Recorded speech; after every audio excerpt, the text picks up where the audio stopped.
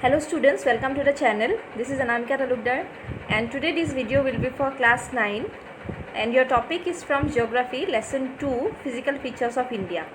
As if you have seen in my previous video, I have already completed one part of this lesson where I have explained you about convergent, divergent and transform boundary. So today that will be related to this topic, today's topic, and today my topic will be formation of Himalaya. So hope all of you are doing fine. Let's start the session. So if we see the formation of Himalaya, then we have to go back to 225 million years ago. So which is a very long time. So at that time, how our land, all the land areas and water areas look like. Now you can see this. 225 million years ago, all the land were together, all the land part were together. So which was known as Pangaea, and meaning of Pangaea is all land. Okay, and here we can see this water area, all of these areas were called Panthalassa, which was together, and meaning of Panthalassa was all sea. So earlier all the lands were together and all water were surrounding the land part. So it was Pangaea and this part were Panthalassa. Now let's move forward to how it started to separate and how it started to look like.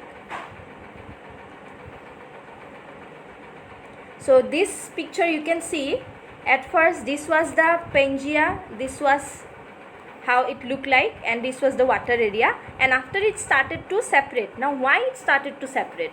As I already mentioned that the crust of earth is made up of 7 major plates and some minor plates. All these plates keep on moving few centimeter every year, that is between 9 to 16 centimeter, and because of that only Pangaea also started to break down. Then it took this shape where Pangaea broke down into two pieces, and India was a part of this part, this land, and that was Gondwana land. You can see India, this was India, this small part, this one. So it was moving northward, and when India was with the Gondwana land, India was not alone. With India there was Africa, South America, Australia and Antarctica. Always all of these were together. And after that India started to move northward, in the northward direction, and we can see now today all these are separated. Africa, then South America, Australia went that side, and then Antarctica. So India came and it joined with the larger Eurasian plate. It joined with the Asia, but earlier it was with Indo-Australian plate, but later it came and joined with the Eurasian plate. So let's move back to the next picture where we will understand it in a better way. And yes, there was one thing, when India was moving this side upward, then you can see there was water, and this water here, there was a sea which was Tethys Sea. And when India was going to meet the Eurasian plate, then the water, it came this direction and it came this direction. Then it became Arabian Sea and also Bay of Bengal. We are going to understand it in a proper way now. So this is the picture. You can see this is the Tethys Sea, India, Indo-Australian plate, oceanic crust, and this was continental crust, and it was the larger Eurasian plate. So this plate and this plate was coming towards each other, and if you remember in my previous video I explained you about convergent boundary. It means when two plates comes towards each other, then it is known as convergent boundary, and it only happened even with the Indian landmass also, the Gondwana land, a part of it. So when it was coming this side and it was going that side, then both of the plates were pushing each other. And when it was pushing each other, this was made up with granite and it was light, so it was not subducting, and it was heavy, so it had to go down. It was not subducting as it was very light, it was not possible for it to subduct, so it was subducting below. And here the temperature was very high, and because of that this part was the below which was going, the part which was going below, it was melting, and when it was melting then the density was becoming low and it was coming up. When it was coming up, then this continental crust was pushed. All the time it was pushing. And when it was pushing, then it happened that this area got uplifted.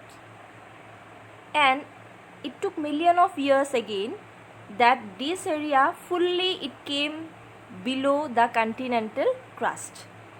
And then here in this part, all this area got uplifted.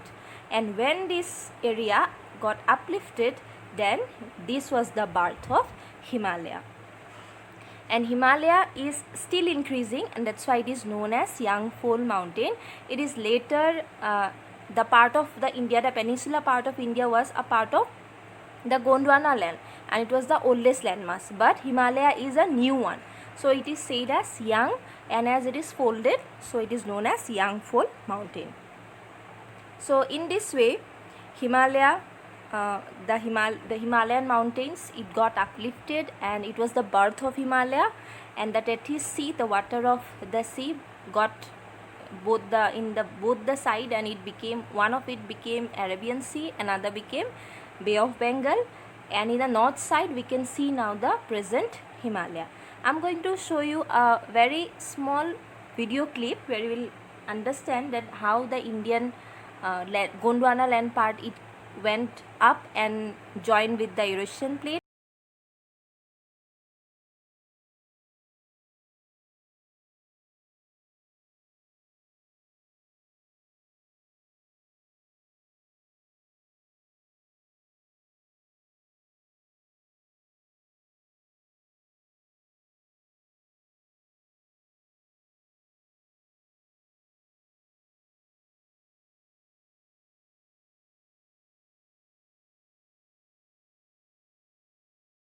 Next topic I'm going to do is northern plain, how the northern plain, the middle part, the central part of Himalaya, not Himalaya actually, the central part of India started, or it was the formation of middle part started.